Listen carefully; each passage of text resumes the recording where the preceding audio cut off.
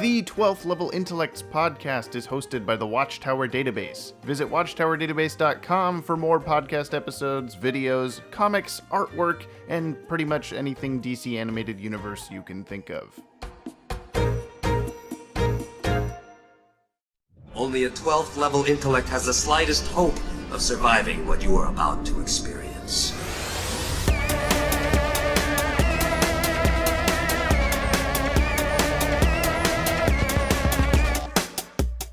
Clap. You gotta clap. Clap. No. 3. Okay, all right, for real. 3, 2, 1, clap. Okay. Boom. What That's was it. your fortune about, Ted? What's your fortune cookie? That I got a fortune Excuse cookie. me, sir. I'm talking. What's your fortune cookie say? It said, keep up the good work and you will be rewarded. What's your reward? Guess what kind of beer I'm drinking? I It's can called see it, The but- Reward. Oh boy. My And dad I didn't plan it that way. My dad Sure. always used to tell me this story about a friend of his that went to a Chinese restaurant and got a fortune cookie one day, and the fortune said, "You like Chinese food." And that guy carried that fortune in his wallet for years later. I don't know if it's true, though. I mean, Yeah, it must wait, be true if you Is go that there. a fortune? Is that really a prediction for his life? Like, did he already like Chinese food? Because I don't know. That's kind of a little bit presumptuous. My sesame I chicken don't know, and fried man. rice was a good lunch. I don't know how those things work. That's like a whole mystic art and everything. Like, Black arts. Fortune cookies are like Doctor Strange level mysticism. So Welcome true. to the numbers 12th on the Level back. Intellects podcast. Welcome. Do you want to know my numbers on the back of the cookie? Yes, tell me It's the not the secrets. number 12. Oh. Okay. 4, 8, 15, 16, What? 23, 4 plus 8 is 42. 12. Level Intellects. Yes. Those are plus the 8 lost is 12. numbers. Oh, really? Are they, Ted? Are they? Okay. We were just talking about some numbers that we snuck into Legacies, but we should were. put those in Legacies also. I was just drawing for Legacies for once in my life, and they're I had to It's draw looking good. Starfire. Yeah, I want to spoil those numbers, but not say what Yeah, they mean. The no. numbers are the Green Lantern sector numbers Yeah, that are in they issue send number the 4 bomb to at the beginning when Mr. Miracle sends the bombs. Those numbers mean something. No one has That's tried all to I'll figure it say. out yet, so you Yeah. should, if you're listening. Now you have a yeah, mystery. uh-huh. There's all sorts of things like that in Legacies. Go find Yeah, Easter eggs. man. Yeah, I Easter- accidentally put an Easter egg in the first page of this one. I just drew. You made me draw a giant crowd scene, and Yep. I put just a guy in a lightning bolt shirt, and you're like, "Oh, good job putting Billy Batson in the crowd." And I was, that was on purpose. So it is now. It is now. Yeah. Nice. Maddie, it's tell like- us all the news because you have all the news and we have none of it. You- Oh, I've no- got one. I've got one news. Okay, let's speak for let myself, Ted do sorry. some news. All right, yeah. I got good news. Watchmen trailer. We got the Watchmen trailer for HBO. That's something I had on my list. To expand on that, past just the trailer, there is also word that Mime and Marionette from Doomsday Clock are going to be in the show. I hope so. Yes. That'd be really cool. I was wondering if that would feed off of each other, and it's cool to see that it does. Yeah, I mean it sounds like it will. I'm kind of like, it's got me wondering when it will take place in the Watchmen timeline, Yeah. because like the I guess Doomsday the statement Clock is 7 years after Watchmen. yeah I believe. Yeah. yeah, but the statement that what's his name, Damon Lindelof, I think, put You out, lost? like said that that it's gonna take modern day politics like Trump and Putin and Theresa May into account. Okay. So I don't know if it's gonna be in the 90s so that it fits closer to Mime and Marionette, or if it's gonna be current day and like age those characters up some. Don't they have a child in Doomsday in Clock. Doomsday Clock? Yeah. Yeah. Yeah. So maybe they'll be acting as parents, and we'll see that child kind of grown up. It's like into a secret role child. for Do we know for who the show. child is yet? Or are we just all Not assuming in it's the Doomsday Joker? Clock. Yeah. Still don't know. It's probably the Joker. I don't know. That's what everyone You assumes, would think I think. so. but, One of the It's three. yeah. Because right. Chef John's is putting that out. Well, in a couple speaking months, of things that start with watch and are about timelines, how are you here right now, Maddie? I thought you were missing. Where is Yeah, what's happening? well, going on? there's a lot of time travel shenanigans going on. Understandable. Does this I'm gonna podcast be- episode I'm gonna take be place back. after you're back in Vanishing Point? I'm Right. gonna be Okay. I'm gonna be back on Thursday. Okay, so and that comes out before this episode. well, no, I think this comes out before that. Oh. Watchtower Okay. Database, will it canon to Watchtower Database? No, not canon. But yeah, there's some time travel shenanigans going on. You won't get an explanation for a while. A while, yeah. That's fair. Anyway. And you just got to deal with it. Yeah. But it will pay off. Well, I've two got a of the second piece of news. Yeah, Second piece of go news. ahead. Batman Hush trailer Oh, came yeah. out. Yeah, that It was did come kind out. of underwhelming. I thought it looked pretty good. I loved the Hush comic. The trailer was like, yeah, you're right. It was kind of meh, but the animation style looks really cool. It looks really similar to Jim Lee's stuff. Like the Joker in particular looked very Jim Lee inspired. Yeah, I think this is the first time we're seeing the Joker in the New 52 stuff, so it's... But it's like the Hush version Batsuit that we see. Oh, sure. It's like the blue with that. Well, I mean, it's still like obviously.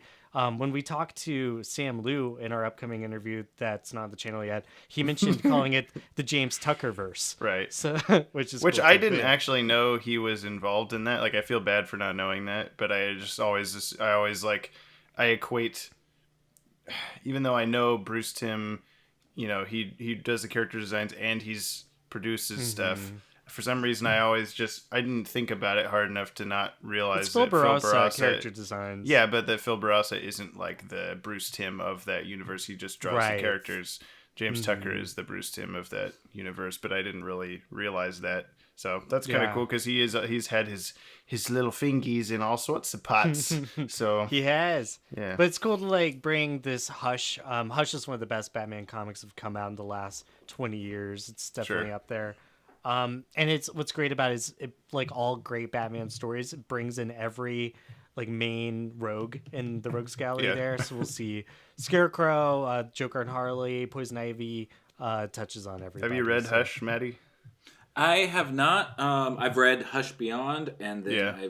I've played the Arkham games, and they have Hush in it. Nice. So like I'm familiar with the character, but I don't have the same history with it as like someone else who Sure. may be going into the movie to be like, well, this isn't like how it was in Yeah. the comic. Yeah. Yeah, Well, which the is how original I've felt comic- about most of that stuff. But yeah. The original comic is cool. What'll be weird to see in the movie is if they do like what the comic did and had the fake out Jason Todd reveal. Yeah, because that doesn't make any sense at this point. Right, because the comic came out like a year before Under the Red Hood, which Yeah. actually had the Jason reveals. It was kind of a way for them to test the waters and Yeah. see if that would be an effective thing. But it was really Clayface pretending to be Jason because someone convinced him to do that because they thought it would have an effect on Batman. So anyway, cool book. Be awesome to see that as a movie. Another interesting like Hush related thing to read is the Heart of Hush comic that came out of Detective Comics around the same time as Batman R.I.P. like right before. That was written by Paul Dini.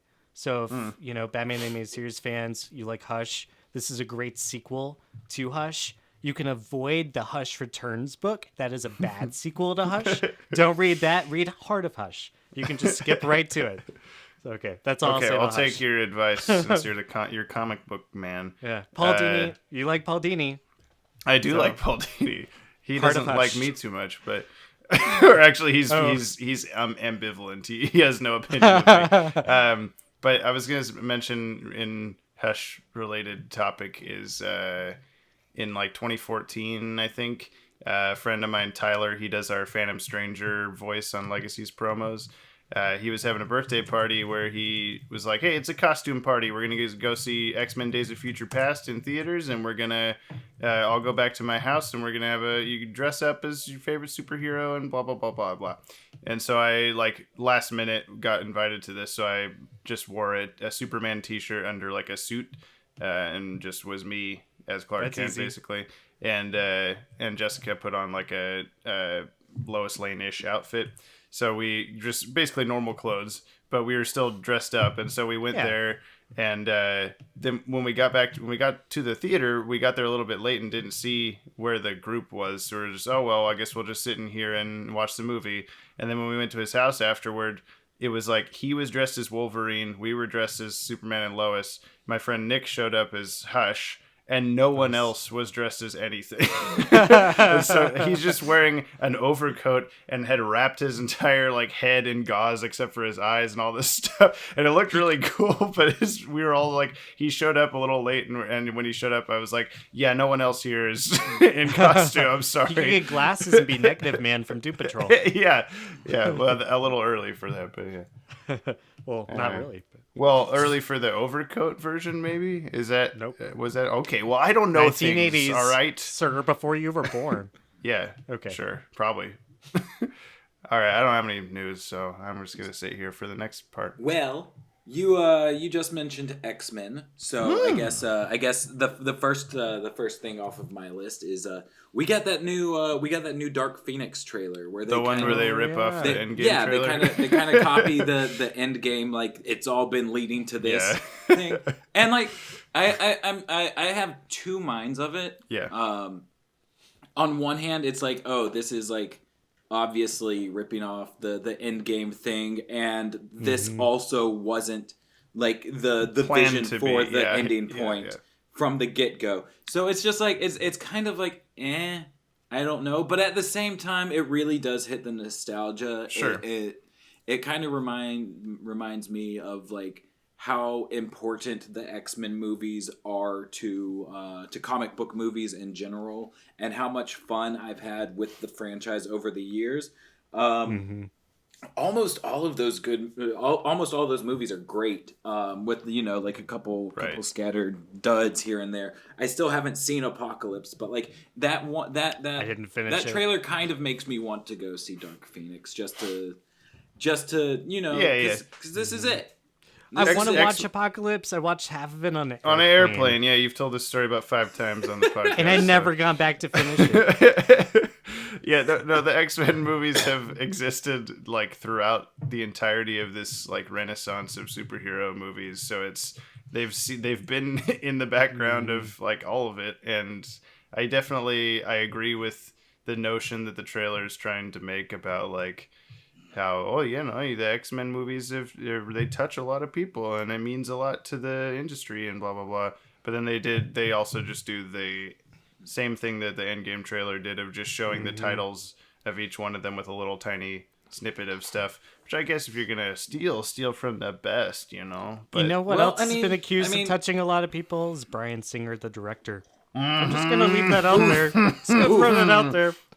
Is it really theft now that it's owned by Disney? I feel like Maybe, Disney yeah. was. And I feel he like got Disney his was start probably directing the Untouchables, wasn't that? No, it wasn't the Untouchables. You're really trying to. I'm trying to combine it. Yeah. I feel like Disney probably thought like, hey, this worked for us for Endgame. Like we just got this movie and it's probably gonna fucking fail. Let's. Well, yeah, it's better to try to make it.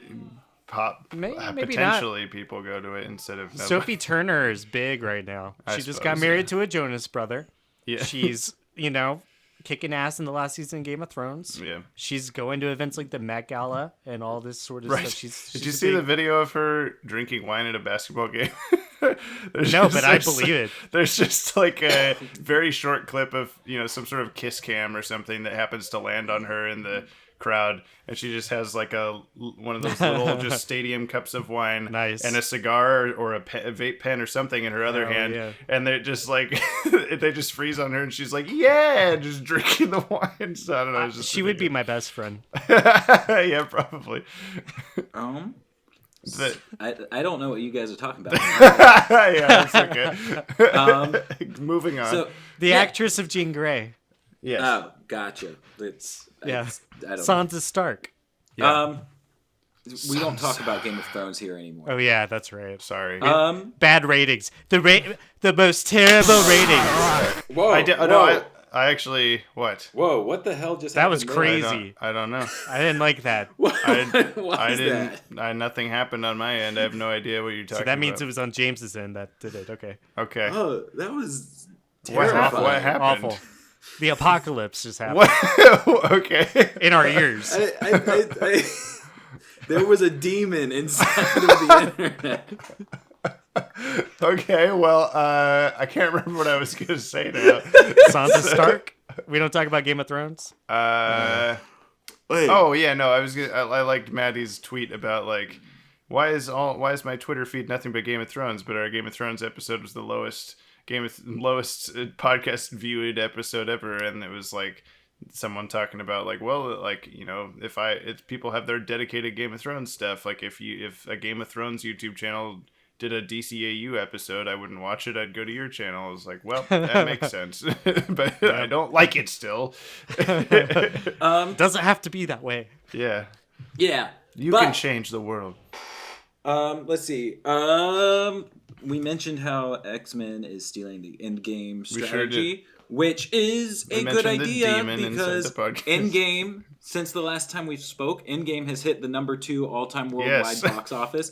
Right now, they are $280 million away from passing Avatar.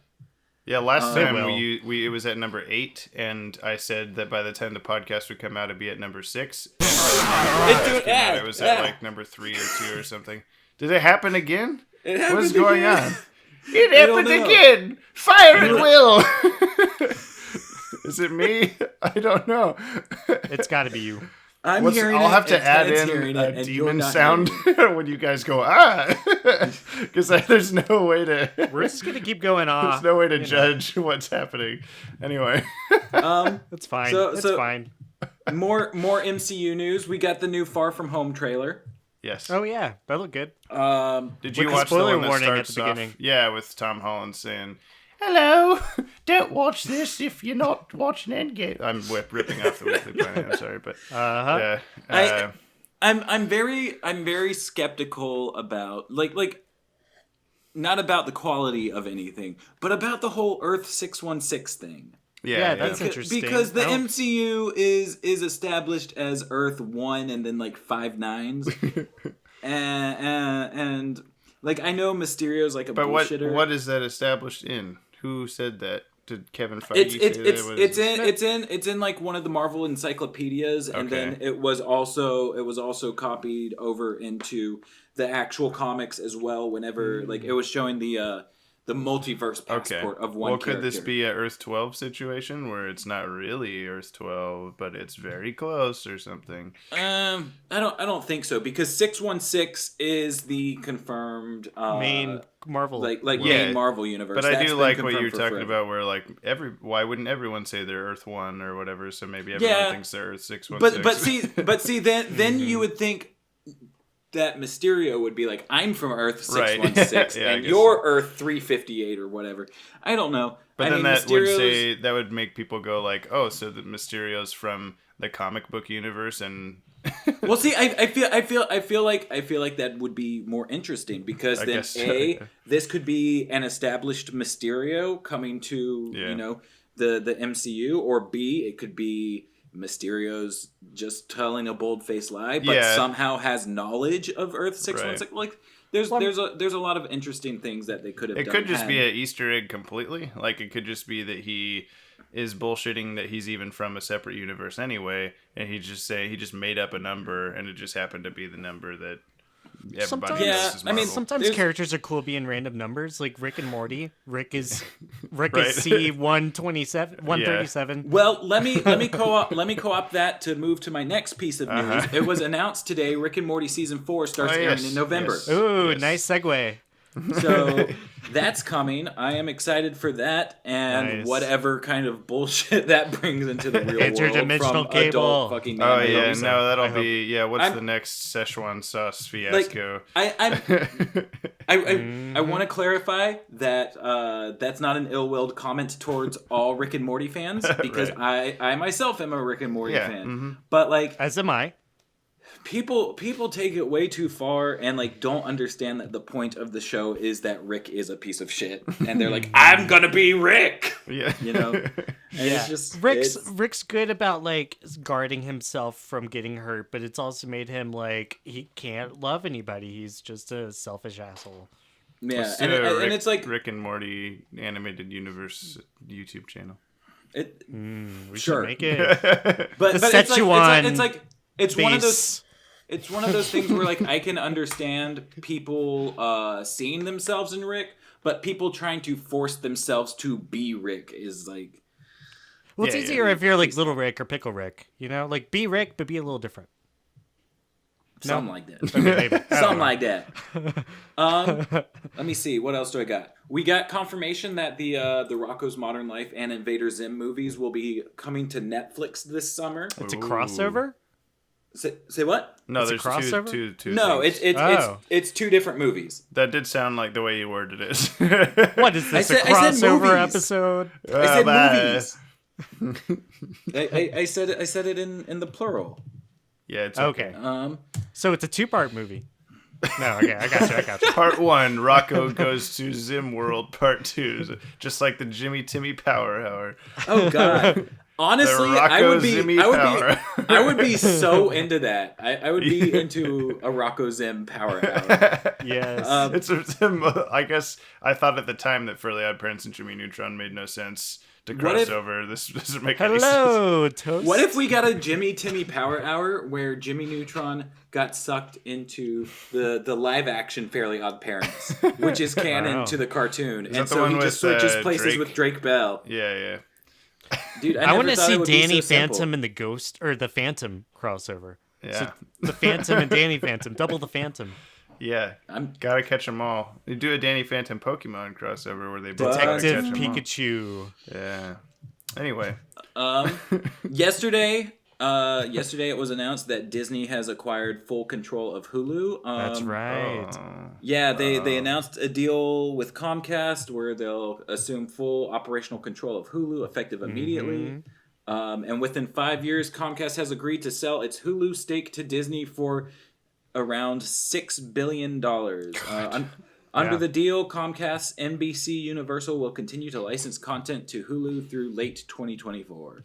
Really, like, And I heard whoever- on a similar piece of news that Friends was leaving Netflix, and Friends and The Office are two of the biggest watched things on Netflix. Yeah. Friends will be going to the new Warner Media streaming channel through AT&T. Oh, okay. Yeah, I'm pretty Disney's- sure that they paid a really ridiculous amount of money to keep Friends on They for did. like another year They or did. something. Yeah. They did. Yeah. But Absolutely. yeah, Disney's owning like everything, and it's wild. The thing about like selling Hulu for $6 billion is the everybody that watches Hulu. I mean, if it changes anything about the service, then they'll be kind of miffed about it, maybe. But the guy, whoever owns Hulu, like, good for him, like, or her. Like, they managed to Mr. Hulu. build up Mr. Hulu. Yeah, I think that's right. John Hulu. I think John Hulu managed to build up something like so big that he could sell it to Disney for $6 billion. Like, that's the dream. I think his So- name's Hugh. Hugh Oh, sorry, Hulu. Hugh Lou. Hugh Lou is his And name. his brother too. Anyway, well, you talking about that? I don't know if this is on your list, but it reminded me that the It Chapter 2 trailer came out. I avoided the trailer. Like, I avoided the trailer for the first one, even Okay. though I liked the first one. Yeah. Are you I just- trying? Are you not? You don't want No, spoilies? I'm just scared. I'm just scared. I don't want to. I'm scared. It is a pretty haven't- creepy trailer. So. I'm just scared. I haven't seen either of the It movies, so They're good. They're really good. I'll have to scary. take your word for it. You don't need to see the original to watch it. It's kind of a fun contrast, but it's not like a. Well, you won't get it if you don't, because Yeah. it's a very different thing. But It's the clown is very yeah, frightening. yeah, it's a spoopy movie. I'll take your word for it. I'll Yeah. have to check it out at some point. I mean, You and your horror movie universe, you haven't seen it. Jeez. right. I'm failing, but you know, it's fine. Haven't seen Epic what? fail. Let's see. Back to Disney really quick. This is my second to last piece of news. Pixar has announced that they are planning to focus only on original films after the current set of announced sequels. I don't know what sequels they have currently announced other than Toy Story 4. Toy Story 4 is coming. But That's so that's good. a thing. That's probably Which- good. Yeah, that's like I don't know, man. Like Pixar, I'm glad that they're doing sequels. Like, it's nice to revisit some of those worlds, but at the same time, the sequels aren't ever as good as their original stories. It feels what like about Toy Story 2? Yeah, That was a great Toy sequel. Story 2 and mostly 3 are both pretty great, but I like 2, but I don't like it as much as the first one. Sure. Cars 2 is better than the first one. no, Boy, it's not. I have no idea. I've never get watched. it. Cars 2 is terrible. It feels like more often than not with the sequels they're trying to recapture lightning in a bottle, and it's The Good Dinosaur 2 doesn't exist. I didn't see that movie. I did not either. the gooder dinosaur. The Good The Dinosaur. gooder Did dinosaur. anybody watch that? No, I don't. No one in the world. You don't even know what it is. I know what it is. Yeah, I did not see it. It's a Pixar movie. We can't talk about the Good Dinosaur. We're gonna get the lowest rated podcast. It's the lowest ratings. Now, are you guys ready for the most important news? Yes. I've been saving the biggest for last. Yes, and God, you guys yes. haven't even What is guessed it? it yet. Can I guess it? Kate, take a guess. I can't. The Doug is moving to the Cartoon Network. It's gonna be called Cartoon Network's Doug, and we're getting Doug. That's a third Disney season. thing. You're in the right era. of of okay. stuff. But no. Arthur. I heard. Yes, is it Mr. Arthur? Is it Arthur? Ratburn. Mr. Yeah, is Ratburn gay. from Arthur I is coming got out it. as gay, Yeah. and he's getting married. I did hear that. Congratulations, Mr. Ratburn. Mr. Ratburn, LGBT icon confirmed. I'm excited about it. It's funny. Looking at all of the Twitter threads that I've seen on it. So many people are just oh yeah, that makes sense. Rather than Dumbledore to Arthur's Harry Potter. It's kind of funny because usually when you see stuff like that, people get all up in arms about it, but everyone's yeah, that makes sense. Mr. Ratburn was totally gay the whole time. I did you see my reply to your tweet about it? I said, what even is a rat? Wait, what? What'd you say? I said, what even is a rat in 2019? Ooh, I know what that's a reference for. I saw that, and at first I was just confused, and then I was oh, wait a second. I also meant to comment it as James Strecker and not as Watchtower Database, but I just left it the You way could it say was. that was a pretty bad rat burn, James. Yeah, man. Thank you. Thank you. Ba-doom. Heads out here with the jokes.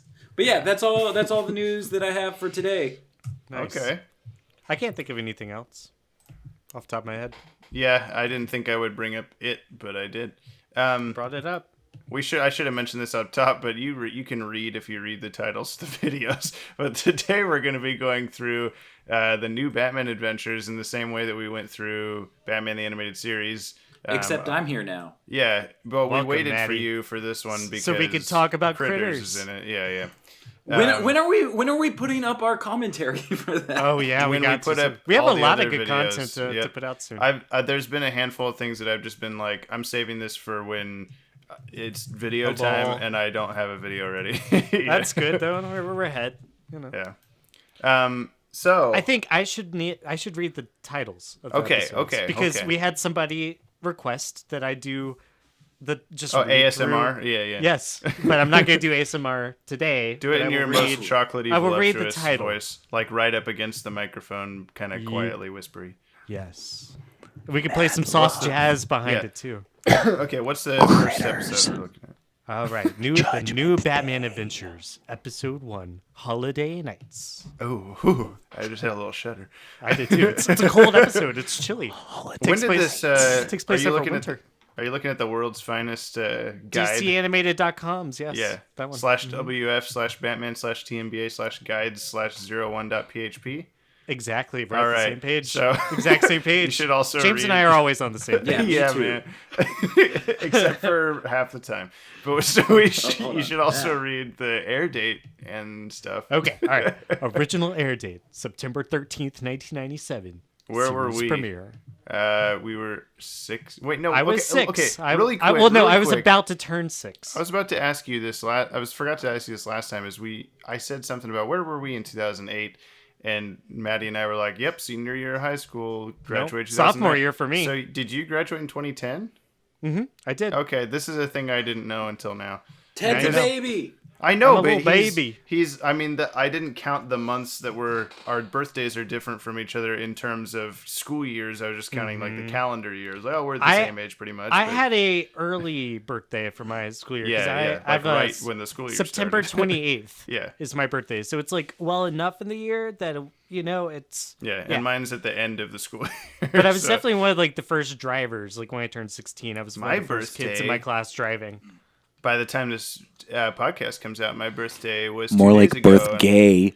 More like Mr. Ratburn. Mr. Rat birthday. Anyway, but just to be clear, we're very supportive of Mr. Ratburn's nuptials. I already said I'm excited about it. Yeah. I'm going to start watching Arthur again. I'm 28 now in the future of this podcast, so yay me. Happy birthday. Holiday Nights is a Christmas episode from... Merry Christmas. Happy birthday. Yeah, happy... Wait, is it James's birthday?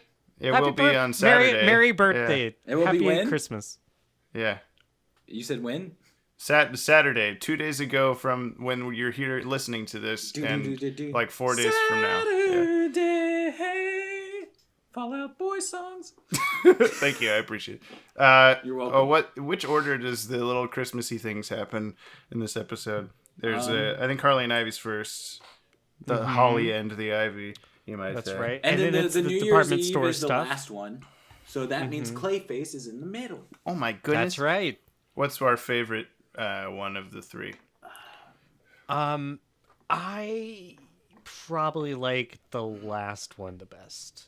With Joker doing the whole New Year's thing. Everyone's wearing the Joker masks. Yeah, I like that. I definitely like that one the best, just for the coffee drinking epilogue of it. Yeah, that's nice. I think okay. But, if I guess but that the could animation maybe and count how as its own segment though. Like the animation for the Poison Ivy Harley stuff is beautiful though. Yeah. So I mean, it's a good. I don't think they probably did this on purpose. They probably weren't thinking of it. But the first time you see Batman in the episode, like he's Bruce Wayne for a good chunk of the episode until he gets dehypnotized or whatever and comes out as Batman. And it's in such like a dark building that you can barely tell the difference in the bat suit for a little while. It's not really until you see it in the Joker segment with Robin and stuff that it's like, whoa, this looks different. So I kind of like that it sort of eases you into the new art style. The new world. And Harley obviously looks almost exactly the same and stuff. I think my favorite of the three main segments is the Clayface one, because it's, I don't know, the first time watching it, you don't know that the little kids are going to be Clayface. They're just like little bratty kids. And then they just really disgustingly merge together and like, oh my god, what is happening? Because great. Like Clayface is dead. How can it be Clayface? But I think that one's also interesting. Like when you take it in retrospect of growing pains, technically. Before it, and he can make a bunch of children. Like that's it makes you wonder. How many of those children have their own consciousness? Yeah, or they were sentient or whatever, yeah. That's a good point. I love the original story that was in the holiday, or what was the special? Was the holiday special? Yeah. Yeah. The original story with Batgirl and Clayface in the department store, there's a really sexy scene where Batgirl's in the crowd. She's getting dressed into her costume, like, that's some good art. Barbara Gordon's been like killing it recently. She's been looking really good in Heroes in Crisis, Batman number 71. We're attracted to cartoon characters. Barbara Gordon's speaking of, since we mentioned Doomsday Clock getting pushed back last episode, Heroes in Crisis got pushed back to match up with because of Doomsday Clock. Oh yeah. Right. Funny how that goes. But episode 2. Yeah, we can skip on. Episode 2, Sins of the Father. Original air date, September 20th, 1997. Sorry about that. This has been Smooth Jams with Ted. Yeah. The new Batman Adventures style. Slow jams with Shifty Drake. Put on your bathrobe, put your feet in a nice bath. So this is out of order, chronologically, because Robin and Clayface were both in the first episode, but then this is our introduction to Robin. Well, this is Two-Face in Sins of the Father. Yeah. There's another face. Yeah, a different face. Right. Too many face, too little time. Gill face and so true. Two-Face, I think it's funny. I always, when I watch back on this episode, I think about how similar Tim Drake's dad looks like old Tim Drake in Return of the Joker. It's like, well, that makes sense. Yeah, but you also see him as a little kid in the back computer picture, and he's just Tim Drake's character design with like a different nose. Like that's right. Yeah. They're so close. Yeah. I feel like the episode's about as good as it can get for just introducing and starting off that era of things. But like it's held down from telling like a really good story because it has to like be like, hey, this is why things are different now. You know, it's only like, one fine, episode. but... Like if it was a two-parter, it might have enough time to talk more about why is not the other Robin here, what is happening and stuff. Yeah, well, at least we get that later, I guess. So yeah, and I mean, like we get a lot of extra stuff in like Lost Years to kind of build on this episode as well. So you know, they did what they can with the 22 minutes allotted, but like it's not a top tier episode by any means. It's not. But I do love the design for Two-Face in this world. So it's always great to see the whole black and white, like with the green face. Like it's just so it's blue. It's a green blue face, whatever. It's just blue. It's aqua. It's just blue. Teal. Turquoise. Teal face. Teal face. It's blue, yeah. You're wrong. But with Two-Face, there is something that I've noticed in this episode that never comes back. Is he wears gloves in this episode? He's wearing so his jacket's split down the middle, black and white. The opposite black and white is on his gloves, like to continue the theme or whatever. And he takes a glove off and like slaps somebody, I think Robin, with it at one point. And then he's just never wears gloves the rest of the series. I thought it was kind of a cool, like maybe they were trying it out, like, oh, he could wear gloves now. It's a new era, but then he never does again. Although I don't think he's maybe in one other episode besides this. Two-Face is that his only other one is Judgment Day? I can't even remember now. Yeah, but, I'm looking through real quick. That sounds right though. Yep. Yeah. Anyway, that's right. Cool. Not to talk about Game of Thrones, but there was a little scene in the last episode where Jaime Lannister, he's got a gold right? And it's shush, Maddie, shut up. This is important. I know what you're talking about. There's one shot where it's missing, and he's got two normal hands. No, he's in the crowd, and his hand comes into frame. He takes the glove off to show you, it's my gold hand. And then the camera pans up to his face to show who it is, and then he walks away into the crowd. So why did he take the glove off? Just to show the camera who he is. He was trying to wave to the guard and be like, hey, look, I got gold. Well, that was after that, but I guess that may be why. But that wasn't the shot. There's a shot later in the episode where it's like, oh, he's got two normal hands now. Okay. Oh, you're right. I forgot about that. Anyway, I didn't catch it myself, but I saw it online. Not to detour. Back to Batman. Comfort. Back to Move Batman. On. Cold Comfort. Episode 3, Cold Comfort. Original air date, October 11th, 1997. Dude, fucking the spider legs reveal will always be I had that spooky. action figure, like the new Batman Adventures Mr. Freeze toy, and it had a detachable head. You could take him off the armor body and put him on the spider legs. I wish it was awesome. With that, this description, this like official Warner Brothers description ends with Freeze also has a big surprise for Batman. He's a spider, is what it should say in parentheses. Mr. Freeze has been Spider Conway this whole time. 8-legged freaks. He's a Gotham real City Spider-Man. edition. Yeah.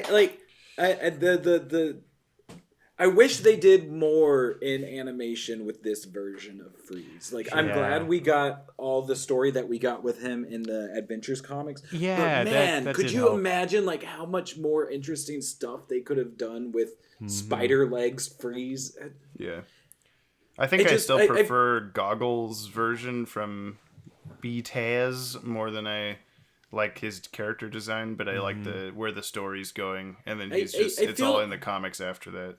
I feel like this episode didn't really do much for his characterization. No, I feel like he's a little cold in this one. Well, yeah, but I mean, it's just like why are you're destroying other people's stuff that have nothing to do with you because you're mad about your wife. I think it's a knee-jerk reaction by Bruce Timm for being like, well, Sub-Zero ruined my continuity. Right, Now I'm just gonna mess up Freeze. Yeah. Well, no, because I don't know. I think I've seen Bruce Timm say that he wasn't a big fan of this episode either. Yeah. So like, I feel like they could have done better stuff with this episode, but it did set up like a really great arc for him in the comics. Yeah. So I'm not gonna dog on it too much, but yeah, that design is really cool. Him busting into Wayne Manor and getting Alfred was very I guess tense is the right word. Like Sure. I think the right word is cool. Or It was suspenseful. It was a cool scene. I'm shaking my head, but I made the cold joke is like 5 seconds ago. So They're pretty ice jokes. yeah, I think. Yeah. If only Alfred had some chicken soup ready, he'd. Do you know how many ice puns are in Batman and Robin? Because I've counted. It's 60. There's 60 really? ice puns in Batman and Robin. Yeah. Wow. Why did you do that to yourself? Because I don't know. I just also watched a video of George Clooney talking about Joel Schumacher's directing style. Was he would just be like yards away with a microphone and a speaker, and he, okay, George, your parents are dead. You're really distraught about it, and go. Just like, and that's why the bat nipples are so hard. Yeah, they weren't on the costume. Actually, it was just George Clooney pushing through the suit. It's just that cold. It was that cold of a... Let's move on. Episode 5. No. Episode 4. Double Talk. Original air date November 22nd, 1997. Which one did you say that was? Double Talk. And it does not feature Two-Face. Correct. No, this was the ventriloquist one, right? That's right. Yes, where his Arnold. Scarface. It happened Did it happen again? Oh my god. Where his Scarface guy is like, he talks. I think we have to say this. We have to talk about this episode like we sound like Scarface. Okay. I can't do that. Well, it's the same voice as Perry White, I believe. The same voice actor. Does he turn all dummy! the B's to G's? Hey, dummy! The gag. Stupid episode. That's all we got is saying, "Hey, dummy." I think this was a really good episode. It was. It was a good one. It is a good episode. It's the redemption episode for ventriloquist. Yeah. I mean, like we got a lot of redemption episodes at the tail end of Batman the Animated Series. So this kind of feels like it was one that was supposed to be in with all of those. It was supposed to be part of Batman the Animated Series.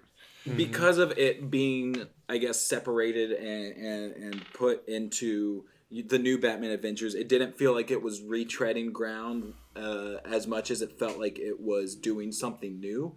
Even though, like I said, we got a bunch of those in the previous series, but I think this one sets itself apart because it ends on a happy note for the villain, whereas a lot of the other ones, even though he's back. In something later, I feel like he shows back up in Gotham Adventures and in Batman Adventures Volume 2. Okay. And Scarface is part of the Batcave trophy room as early as Starcrossed. Starcrossed, right? Yeah. Well, he also gets destroyed at least once, if not twice, or something like it. Well, he gets destroyed a few times in BTAS too. Okay, here's a question for you: is Scarface a split personality from the ventriloquist, or a demonic entity that possesses this puppet that controls Arnold Wesker? Is that in a They're comic? They're both kind of like I don't know which one. Does that happen in a comic before where it's been? The demonic entity thing is in the comic. I want to not in the DCAU comics, but in main DC continuity. Yeah, that's what it's because there's other people become the ventriloquist. Scarface was created from wood that was used for a like a hangman setup. At one point or something like that, and so it's I've never considered that, but I like that a lot. That he's not like because I've always felt terrible for Arnold Wesker in every situation, but he's like obviously everyone else can hear the dummy also. Like it's not just him like hearing it in his head. He's doing the voice, or someone is doing the voice. So, even recently in Tom King's Batman run, Arnold Wesker and Scarface, well, not Scarface, but Arnold Wesker is part of the Suicide Squad that Batman creates to take down Bane. And there's a really cool scene. Bane's got the Psycho Pirate with him, and Psycho Pirate's able to manipulate people's emotions and stuff. And Arnold Wesker just grabs a sock and makes a sock puppet out of nowhere. Yeah. And so Psycho Pirate can't control the sock puppet. I think It's cool. I think this most recent issue of Batman actually has Wesker on the side of Bane. Mm-hmm. He If I is now, remember yeah. right. He's So- switched over. So Wesker seems like he's kind of an evil genius in his own right in the current comics. Yeah, I mean that has no, I guess, bearing here or there on his DCAU appearance, but it No. is interesting to think about because we don't really get a lot of backstory from him. Like I think there was one like Batman Adventures comic that like went into his family heritage or whatever, but even then I don't think that one really like went too much into like what's up with Wesker himself. And with all the stuff we get with like Felix Faust and Etrigan and Hades and stuff like that, it's Demons it's are out possible. there. Yeah, it could happen. Or Scarecrow in Legacies of Yeah. the DCAU. True. Yeah. That's true, Specifically the continuity of Legacies of the DCAU. Read the Scary Things issue for more. Cool. Next episode. Speaking of, oh no, that's 2 from now. All right. Anyway, Episode number 5. You Scratch My Back. Original air date November 15th, 1997. Was this the Nightwing Catwoman. and This is Catwoman. this is the Nightwing team up Catwoman and Nightwing. that's all you need to know. I appreciate this episode for giving timeline us some reasons. timeline info. Nightwing but has kissed all of the Gotham girls, right? If you think about it. Catwoman here, Harley and and then Ivy. I'm sure she's kissed. dude, they Robin. kissed in Are immune to Batman your and Robin, charms. right? Yeah, Yeah, and then exactly. Batgirl, of course, like Dick Grayson and Barbara Gordon were together. Yeah. So Dick Grayson, Only man, one, all the only Gotham one girls. left for him to kiss is Renee Montoya, Yeah. or Dick Zatanna. Grayson kisses Well, Dora They're Smithy. more guest stars. Okay, they're more guest stars. I think this episode does a good job of setting up the tension between Nightwing and Batman. It's his I first feel appearance. like it would have played off better had it been after Old Wounds, though. That way we can see like towards the end that like that way like it could have been like, oh, we've seen the tension build up already, and then that way at the end when we're like, oh, him and Batman are working together, it would have been like, look, they're not as bad off as it Isn't seemed. there- But Isn't there But like a with it- line in this episode where someone says like, "What happened between them?" and then like you don't get to know. I kind of like that where Yeah, it was you a find cool out later. series You just know mystery. that something happened. Where like, what the fuck? Like, Even Yeah, at the I end just- of Sons of the Father, Dick Grayson comes back. He says, "No one could be a boy wonder forever." yeah, That's the end of that one. I just, that's his first appearance. Technically, this is the first appearance of Nightwing. Yeah. Like proper. But the thing for me though is like you could have just as easily put that line in Old Wounds to set up like a flashback or something, and I then guess so, had yeah. and then had this as an emotional payoff of him not holding the grudge as much anymore, Right. because like he realizes that the way that Batman worked on that case kind of helped push that guy forward, which we can talk about that more when we get to Old Sure. Wounds. I think, I like this episode's interactions between Catwoman and Nightwing because it's kind of like in Batman the Animated Series, you sort of assume Catwoman's maybe like mid to late 30s kind of thing, and then she's just, at the time Robin's like late teens, so he's just Right. she's just like One hitting on could say Selena Kyle is a cougar. yeah, exactly. A And, Catwoman. except that she's much less like, I don't know, drawn womanly in this version of the show. Like it's a lot more like Yeah, it's interesting that they swapped out her model for just an actual cat. yeah. Basically. I've never understood that decision.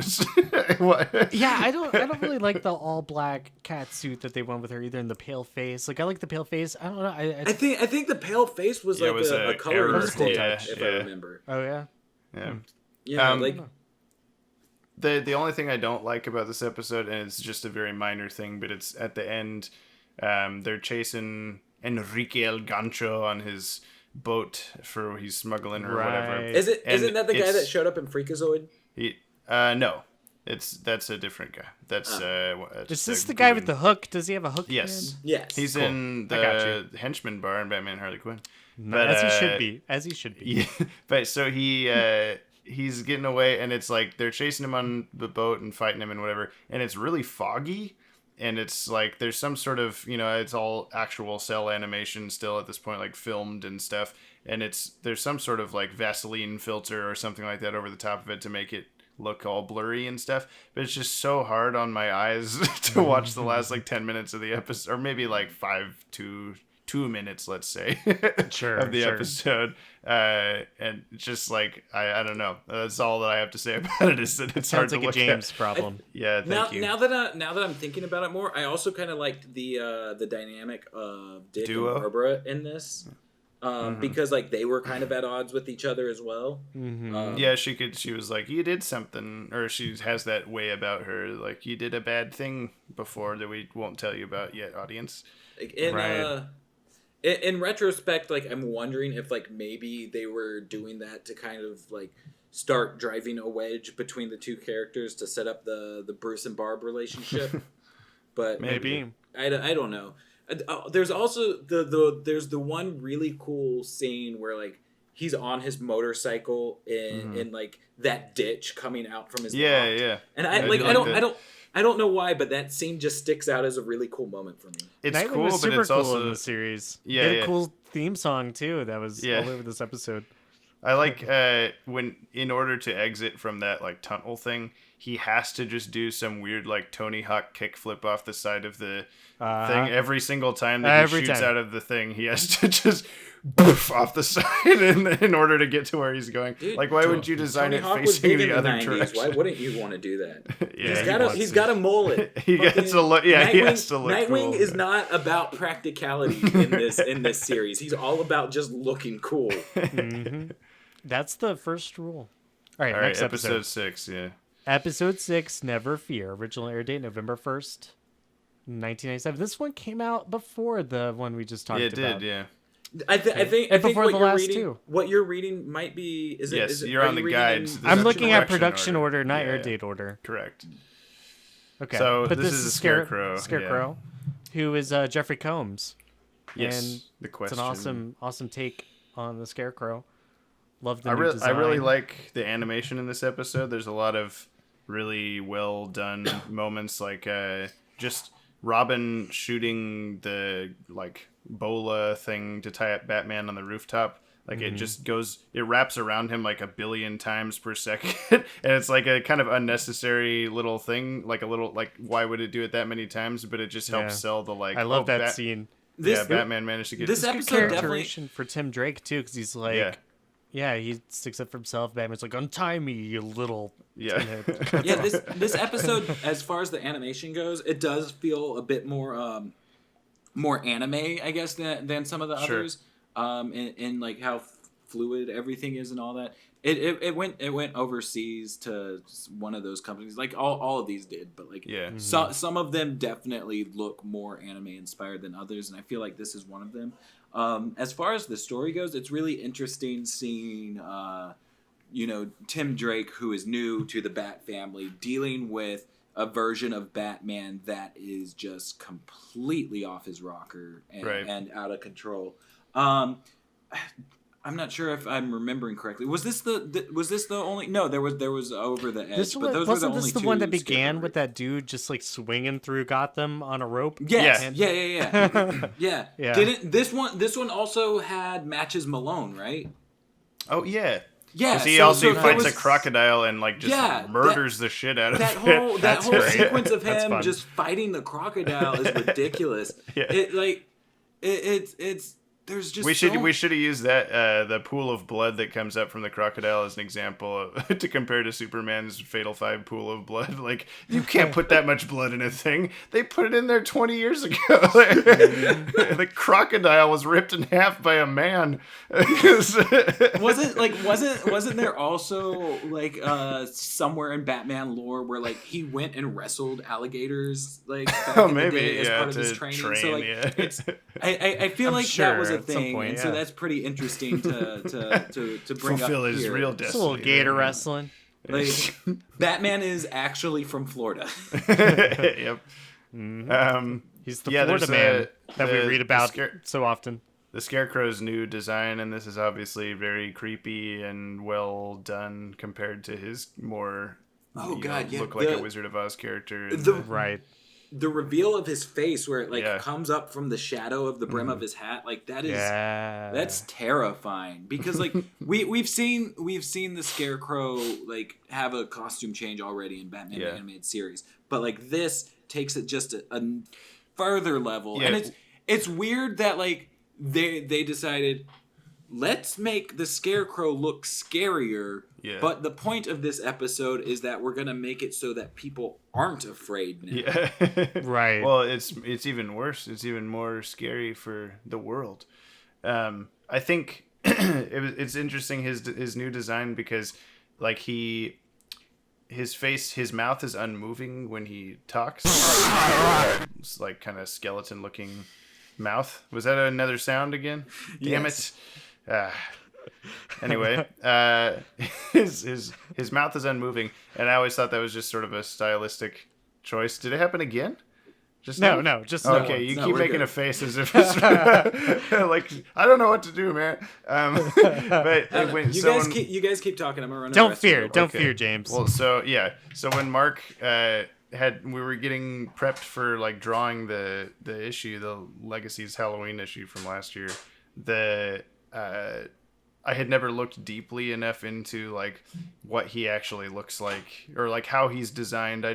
I'd seen him in the couple episodes he's in, and I never really thought more deeply about it. But his head has like a bag, like a skin bag over it, with like really shitty holes cut for where his mouth and eyes would be, and then the noose is holding the skin bag over his actual head. I always somehow assumed the like loopy lines under the rope was the top of his shirt, but it's actually just the bottom of the skin bag head. And it's really disgusting. Like That's funny, it gross. made it even more horrifying. And so when he was drawing the comic, and he's reaching for the dude who he steals the clothes from, but we changed it to where he actually grabs his face so that he can rip his fucking face off.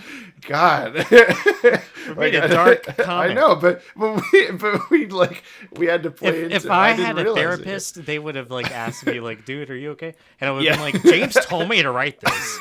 This was like his idea. Grabs technically, face and rips. Technically, it was his idea. Yeah, it was Mark's idea. I think. Let's blame it on Mark. I think we can move on. Next episode. Yes. Number 7, Joker's Millions. Original air date, February 21st, 1998. This is a good timeline episode also, because it tells us that World's Finest was a month ago. I love a good villain who has to pay debts. Like, even Joker is not above owing people money. The IRS? No, thank you. There were definitely a lot of good jokes in this one, and I feel like some of them probably don't play as well with newer audiences. Like the Johnny Cochran. Yeah, exactly.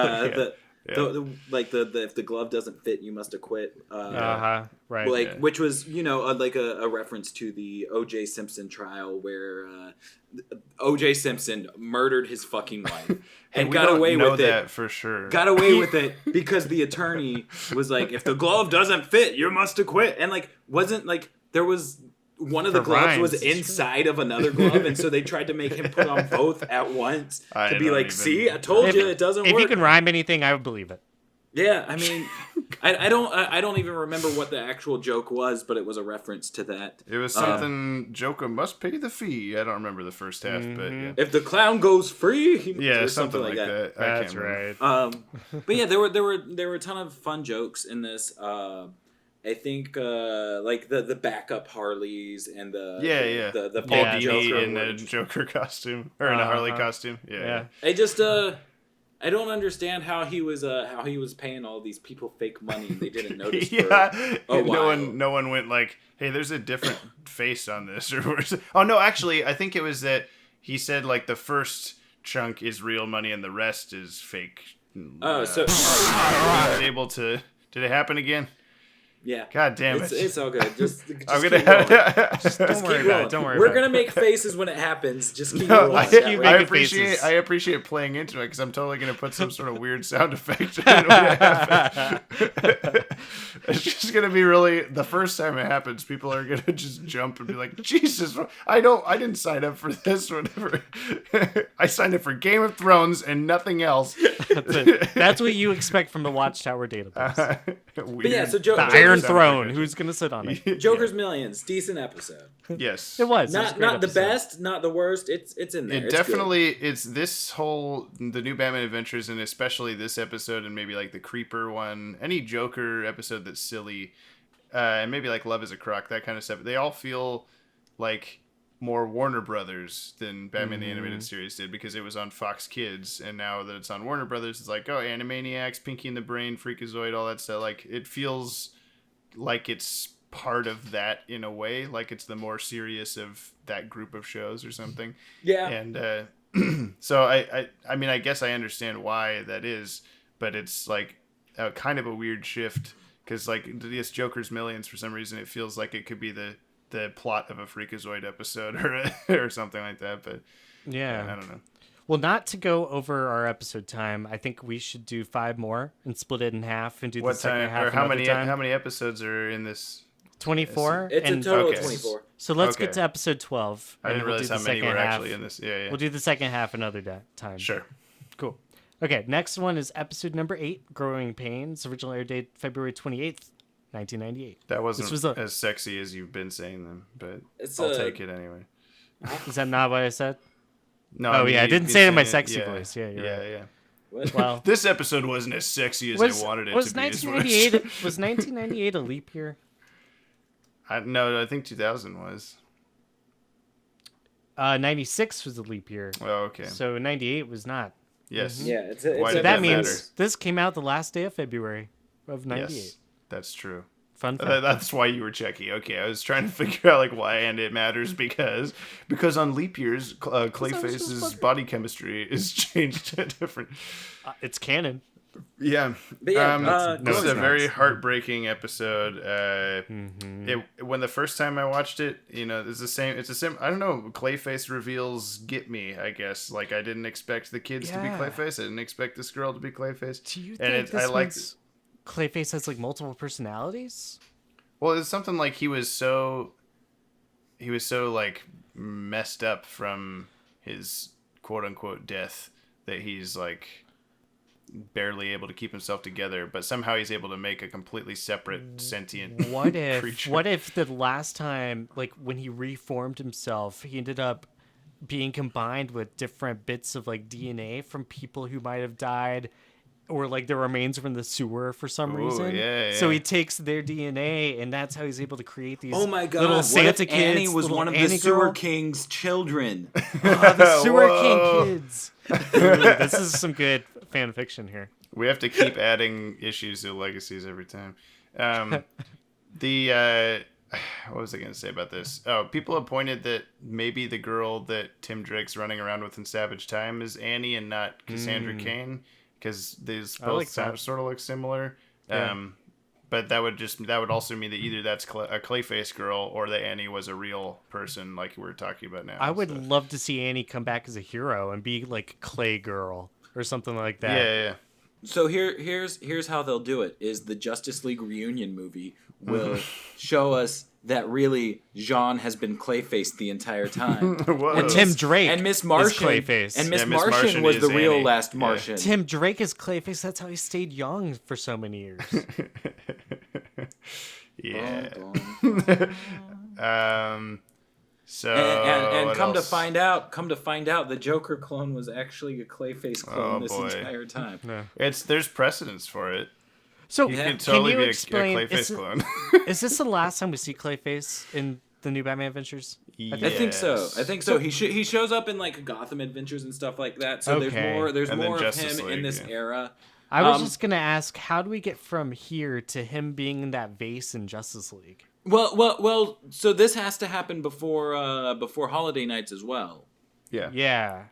So there's and we don't see what happens to him at the end. There's of stuff that. there's stuff in between. I think the Justice League appearance of him comes after his death, quote unquote, and on the Grey Ghost set. So I think that's the last time we see him before that. So it's possible that somebody busted up the Grey Ghost statue. Sure. There's been someone requesting a Clayface vanishing point for a while. That's probably a good call. Yeah. Yeah. That's confusing. Because even if Ted doesn't know, I'm saying. Yeah, I don't even know. All right, next episode is episode number 9. Love is a Crock. I don't like this episode. Original air date July 11th, 1998. This was the first season finale. Maybe this is the good pausing point. We can pause here. We can definitely do it. I think like this episode it just sucks. It's not good. Baby Doll was built up to be like a really great character in her debut episode. Paul Dini wrote her, and then this just like it's an Animaniacs episode. It doesn't follow up like anything about her character at or all. Croc's It's just like Who like, would have oh paired hey, these like two together? Yeah, It's kind of amazing. It feels like they were in the room and went the writer's room like, oh, wouldn't it be funny if we put Baby Doll and Killer Croc? Why? Wouldn't you laugh?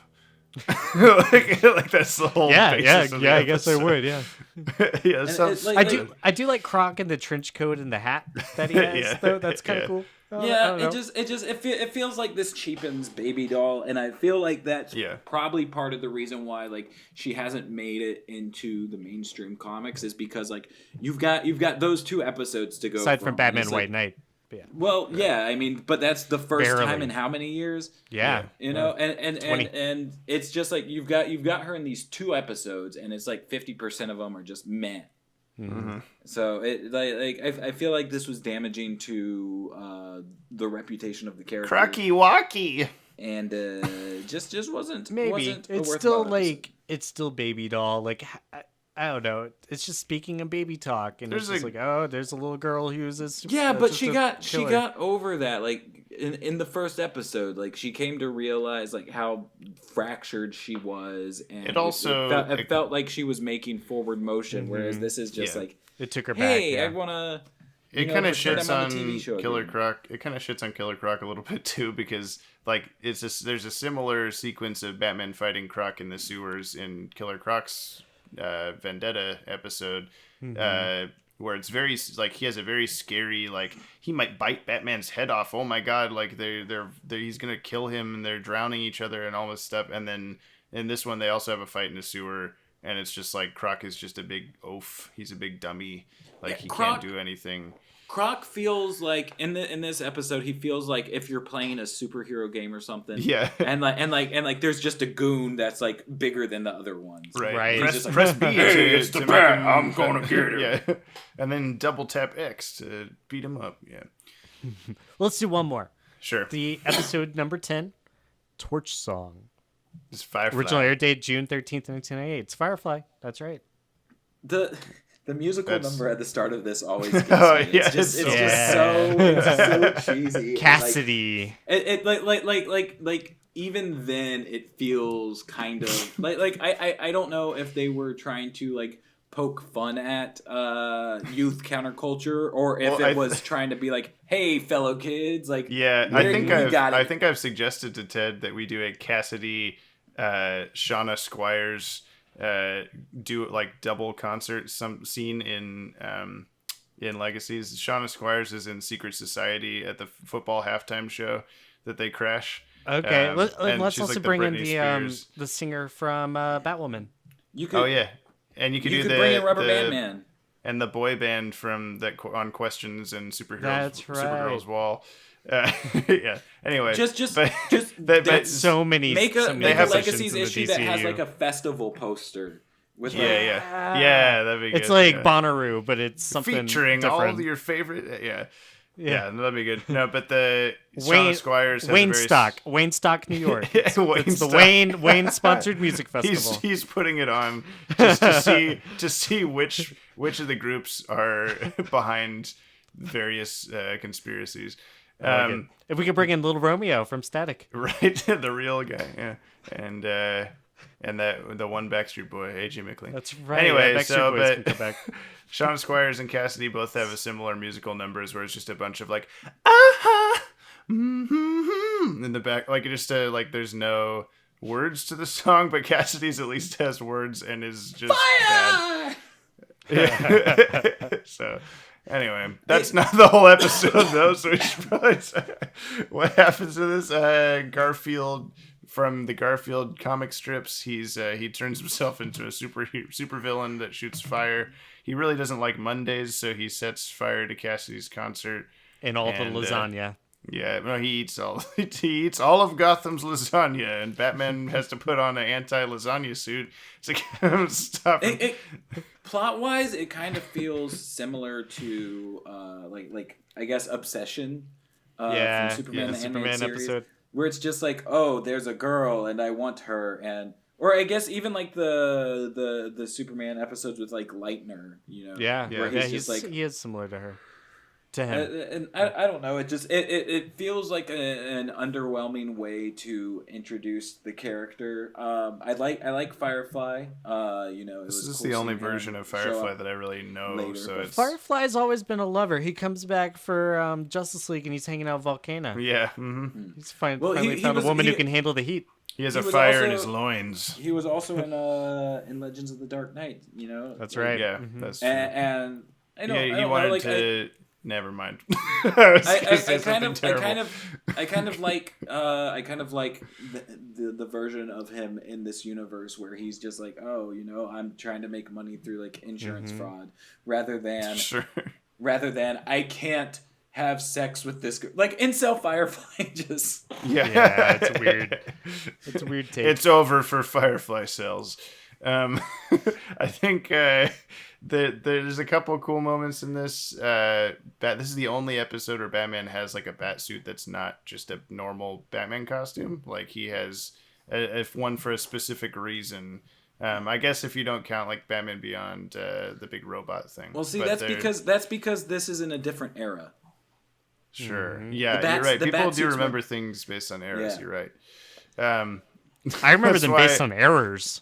Yeah, like it was Batman in any other. That costume. sound that just happened on your end was an error. What did it happen again? Yep. No, James is just saying it. Well, it might have. I have no way of It happened to telling.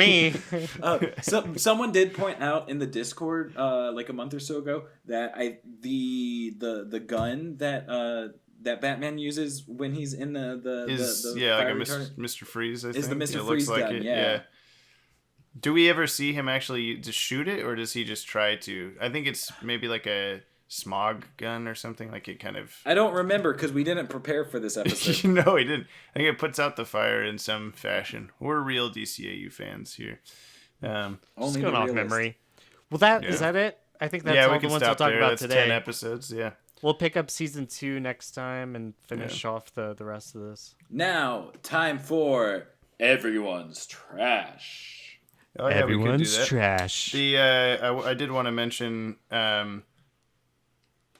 the thing I forgot to mention just now. So I will that also was. forget I'm it now. glad. Just I'm glad you're mention mentioning it. that. Mention it. No, I forgot that I was going to talk about Detective Pikachu and Comic Relief, but we're not at Comic Relief yet. So Not yet. No. all right, let me get to the questions here. Garbage collection isn't until Monday. Right. Mine's on So Monday we- too, yeah. Yeah, right now. So we had a handful left over from last time because we ran out of time, so I only read 2 of them. So these are mixed from last time and this time. This is from Alberto Yalty. He says at DCAU Watchtower. This is on the Discord. By the way, I should mention this up top. If you want to get your questions on here, you can go in the Discord and there's a channel called Everyone's Trash, which that's linked below. Or you can also email at us at info@watchtowerdatabase.com or tweet at us at DCAU Watchtower. Those are 3 ways. So You could even leave them in the comments, but more often Comments below. we'll just answer them you can leave instead a comment, but Down we don't under usually... in the Australia box. Yeah, thank you. If they were to make a DC movie based on Forever Evil, it can be a reboot or part of the DC... I'm going to stop this. Crikeys. How would they adapt Forever Evil is the question. I haven't read it, so I don't know. So the I'm in main the thing middle of about reading. Forever Evil... Okay, Yeah. they just adapted it for the Lego DC Supervillains game. You're right, yeah. They yeah. literally just did it. So it's basically the crime syndicate has come to the regular world and taken over. They've What's taken regular? the Justice League. Like, the Justice League's usually in, like, a pocket dimension or something, but they've defeated the League, shoved them away, and now it's up to Luthor to, like, gather a Legion of Doom to take on the crime syndicate. So it's basically the villains get their chance to take down a version of the Justice League. Yes. They get a chance to be heroes. So it's I think it would be a pretty simple plot to adapt, honestly. Well, it would be... I mean, I guess it'd just probably need to be a decent amount of time since... Crisis on Two Earths, because that was a crime syndicate movie. But then again, they reboot Spider-Man every other year, so They could even like merge like the worlds collide, the plot for that into this, because I mean like we already established in the Justice League versus the Fatal Five timeline video. It seems that Jessica Cruz's origin happens around the same time, and so it would kind of make sense for a Crisis on Two Worlds / Forever Evil amalgamation of a story Right. to They could also do it so it's like the second and third act of the story is Forever Evil, but the first act they could take a page from Trinity War, because that's the series in the New 52 that's set up Forever Evil.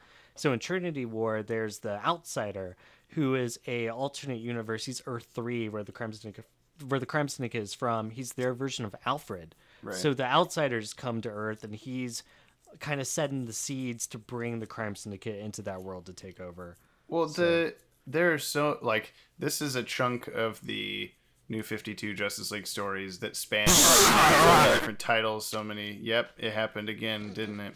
Spans so many different titles, so many different, like... I don't know, interweaving, like, but like there's the Forever Evil volume 1 or whatever, that like 2 issues into that you pause and you read all of Forever Evil Blight, and then you come back to it and read But the rest Blight of is it. optional. You don't have to I read know, but Blight. I had to do it. But I'm still reading Blight because I lost it. and I Blight can't is find it the anywhere. Justice. It's what the Justice League Dark are doing Right. Forever Evil. It's got Swamp Thing, Phantom Stranger, John Which has Constantine, been... Zatanna. It was actually more interesting than what was happening in I liked it a lot too. Yeah. Well, I like them both, but yeah, Blight But was a cool there's so crossover. much going on that like you'd have to cut out. You have to cut out all of Blight. You'd have to cut out like Yeah. a lot of the Pandora kind of stuff. Like just cut out. I don't know. I It feel could like still be an origin story for Jessica Cruz, just like Yeah, the that's original true. comic was. You That's could true. still have that in there. Okay, that's the answer, I guess. Second to last question. This is from Josh Tahu on Twitter. Hey, at DCAU Watchtower, what concept, issue, or story arc, whether from a comic or something original, would you like to see as a next DCAU animated movie? Me, I like to see The Dark Knight's Metal adapted to a DCAU movie. That's another one that would take a billion. Not necessarily. You just have to have removals. the alternate realities, but it'd be better if you had done Crisis on Infinite Earths first or something. you know? Sure. Kingdom Come. Kingdom Come is my answer. Yeah.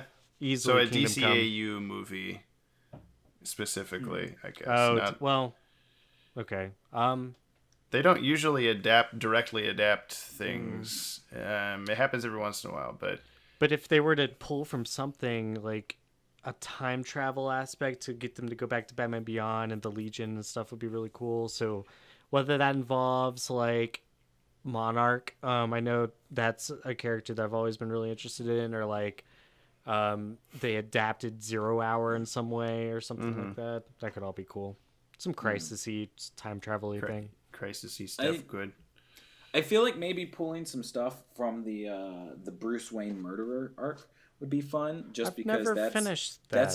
that's an arc that like was one of the first things that I Ed I Brubaker read was the writer. as far as comics go, and so I feel like it'd be interesting to see. Well, I guess.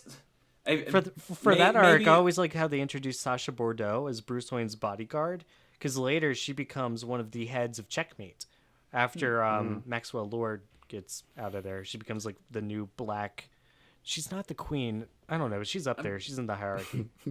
Now that I've actually said it out loud, I'm thinking about it. And I'm like, well, Over the Edge kind of does a similar story. So maybe something else that's not. The OMAC project would be cool. See Bruce like having built Brother Eye and how the That's OMACs... sort of a similar thing to like Tony Stark wants to put an armor around the world with Ultron, but then he messed it up. Whoopsie. It's very similar, yeah. But it would be cool still, yeah. And there's not a lot of like Bruce Wayne DCAU doing things wrong. Like he's always he's just perfect Batman, not in a bad way. It's still always enjoyable, but there's not a lot of. We don't have stories Justice of him, League Doom like the Tower of Babel thing. Yeah, or anything like like that. yeah, doing something where people Use his. that wasn't the right against the thing to League. do. Yeah. Yeah. This is the final question, and it is a long one. So here we go. We only had 3 questions over the entirety of last time. Okay. Yep. So this is he said in the message. So I'll start from the top. Hey, this is for the podcast. Is that a sound that happened? Is it still happening currently? Because you're still making the face. So Maddie's got to poop. oh, sorry. No, hey, this is for the podcast. hey, Watchtower Database. My name is Juan Pedro in all social media. You can call me JP. Hey, JP. And I always have the same up, profile JP? picture. I'm from Chile. Hey, I'm a big JP fan from of the Chile. DCAU. It marked my life. Without a doubt, Batman the Animated Series is my favorite live action and animated series of all time. I don't know. I was born in 2000, but my father bought me the DVDs when I was little. That was the first Batman I saw, and it will always be the best Batman for me. We agree with you. I just JP wanted from to Chile. ask you what would be your pitch for a Flash movie or Green Lantern Corps one. Personally, with Flash, would do something similar to Aquaman, an origin story, even though we already met him in the Justice League, and would give him his iconic comic book costume, something that it looked less better. Not sure what that means. With Green Lantern, I would have 2 options: to do something like Lethal Weapon in space with Harold Jordan and Jon Stewart. Which, by the way, I just realized Harold Jordan is the name of Power Ring. And we were making a big joke about Harold Jordan last time. Like, oh, Harold. But Harold. that's the name of Power Ring. Anyway. Hal's cooler. With Harold Jordan and Jon Stewart as protagonists, and maybe for a sequel, Harold is kidnapped by Red Lanterns so that Jessica Cruz, Guy Gardner, and Kyle Rayner have to rescue him.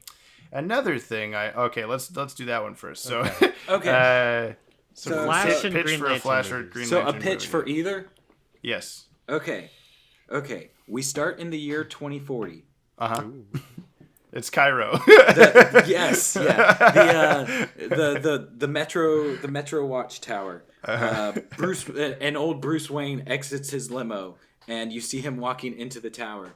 There's arguing going on inside between Warhawk and Superman, and Warhawk is trying to get mad about Cairo because turns out Cairo has his father's ring, and Superman wants a new Lantern on the team despite his young age, and Warhawk is just like, my dad, it was a legend, and this 6-year-old kid's gonna take over for him, blah blah blah blah blah. You're supposed to have an adult Green Lantern. And Bruce Wayne walks in and if 65 is the new 30, what's the math there? That means 6 is the new 12. something like Right, that. yeah, But that Bruce makes Wayne sense. Bruce Wayne walks in and tells us that this shouldn't happen. We all remember what happened with Tim. There was a reason Virgil wasn't allowed on the League until he became an adult, and there was a reason why we come to find out here that Bruce didn't vote for Miss Martian to be on the League. Ooh. And You've thought this through. and Probably because she's one of the Imperium. No. we have to come to terms with a 6-year-old child having the power of the Green Lantern, and forget all of the stuff that they did for him in the Earth 12 comics. He's not related to Curare. That's fucking stupid. That is, yeah, you're right, totally. And like, why did they do that? Why did they have a scene of him and Curare the only like good drinking one wine? of those was like the Big Barda origin story. Yeah, because we usurped it completely. But yeah, so essentially, like, they could very easily play this in a similar way that they played the new Justice League vs. Fatal 5 movie. Do like a whole Green Lantern who doesn't think that they deserve this power and has to come to terms with it. But like, it's not that he feels like he doesn't deserve it in and of himself, but he's seen the conflict going on around him because of it, and has to come to terms with why the Ring chose him. Nice. I like that a lot. I think to be a Hades advocate, I think the DCAU team would maybe not like approach a story that is so deeply ingrained in like continuity. Like continuity runs the movie basically. Like it plays off of so many different things. I really like the idea because obviously that's all we do with Legacies. That's all we do with the channel and all that stuff. But like I think that they might not, like, people have no idea who these characters are or whatever. Yet. But not to trash your dreams. I just think I do like the idea a lot. So. Yeah. I mean, like, I don't see Bruce Timm himself coming to do this movie in any hurry. I don't see him ever since Justice League Unlimited ended. I don't, and Dwayne McDuffie's not with us anymore. I don't see Bruce rushing to do anything that has continuity ties to anything else.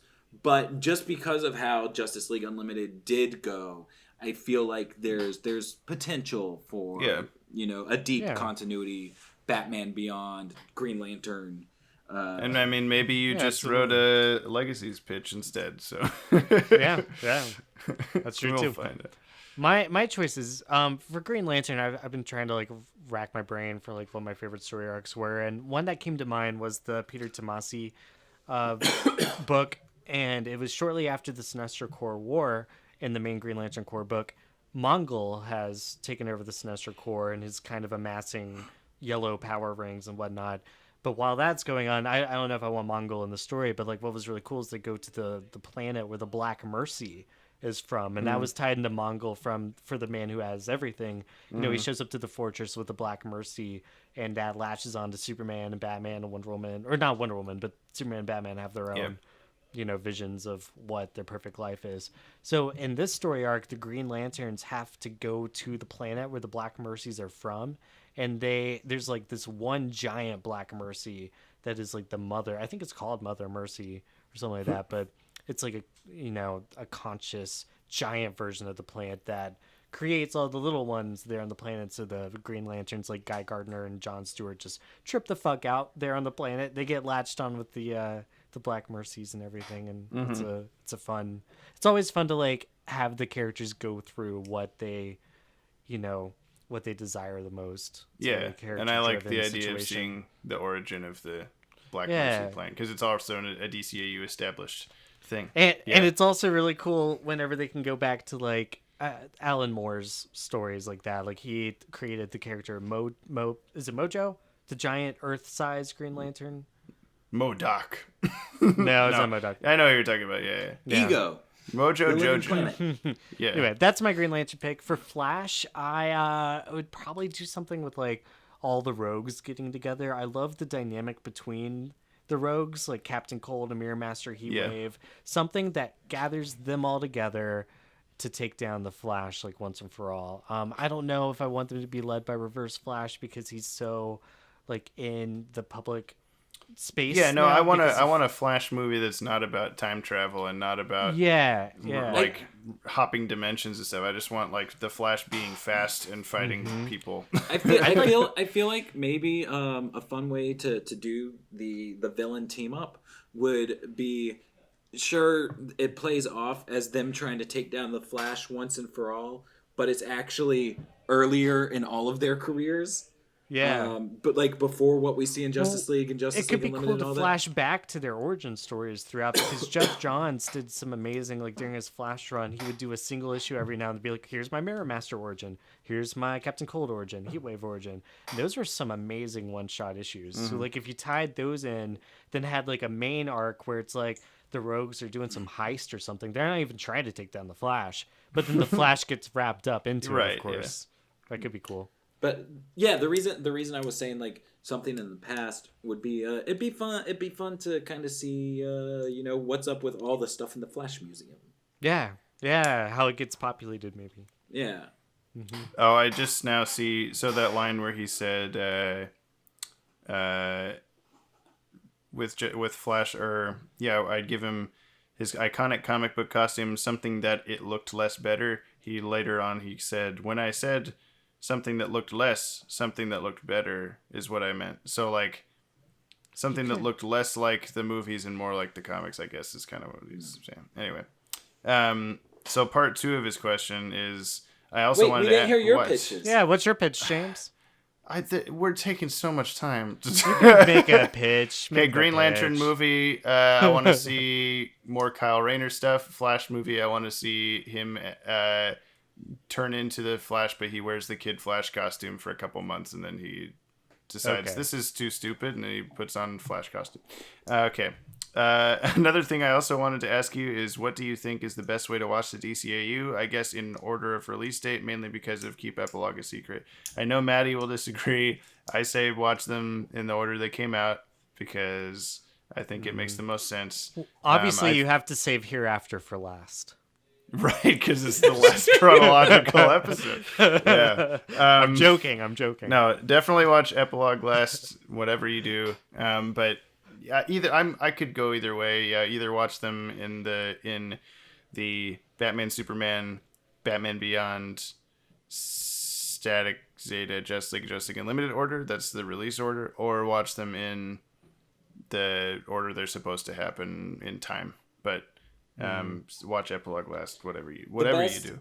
The best way to watch the DCAU is to not watch it until we're finished with our overall entire timeline. Yeah, just don't watch it for years.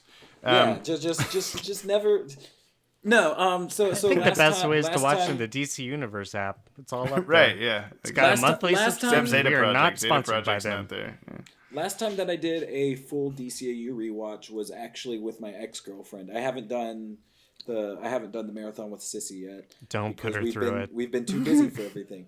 But don't put her through historically amazing cartoons. But so I hope you guys stay together.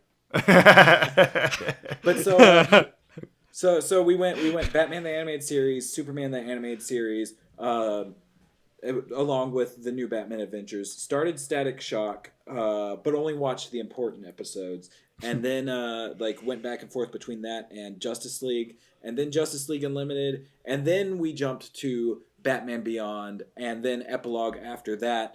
I understand that some people will say, oh, but Justice League Unlimited has this, that, and the other from Batman Beyond. And sure, it's got like the once and future thing, time travel situation, but I feel like you can watch that before Batman Beyond, and it will kind of give you a glimpse of, oh, there's more stuff to come, and once you're in Batman Beyond and you get to the call, it gives you this sense of, oh my god, these characters are back that I saw forever ago, and it kind of has a better payoff, because that way you when you go into the call, you're like, oh, that's the Green Lantern and Hawkgirl son.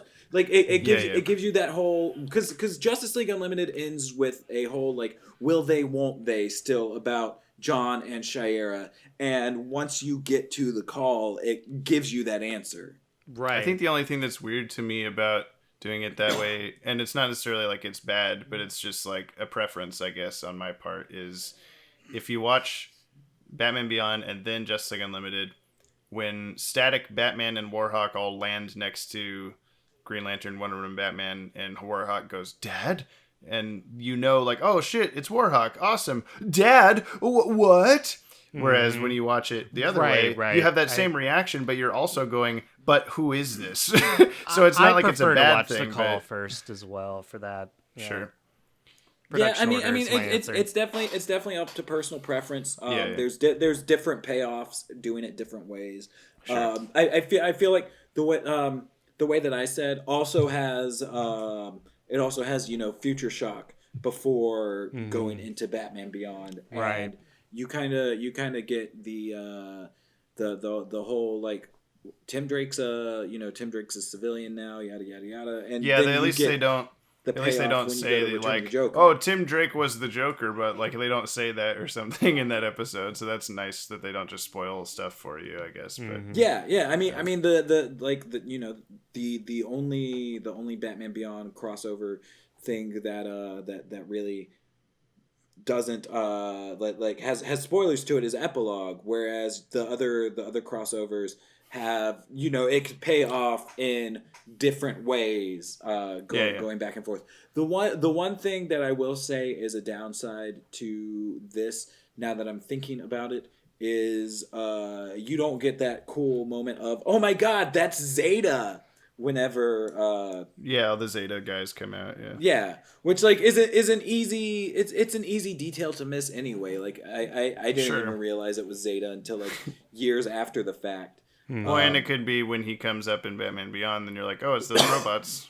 And it's the same. It's reverse. I mean, now, like now that you put it that way, I'm thinking like those robots show up a decent handful of times in Justice League Unlimited. So watching it in that order might like keep that robot design in your head when you get to the Zeta episode of Batman Beyond.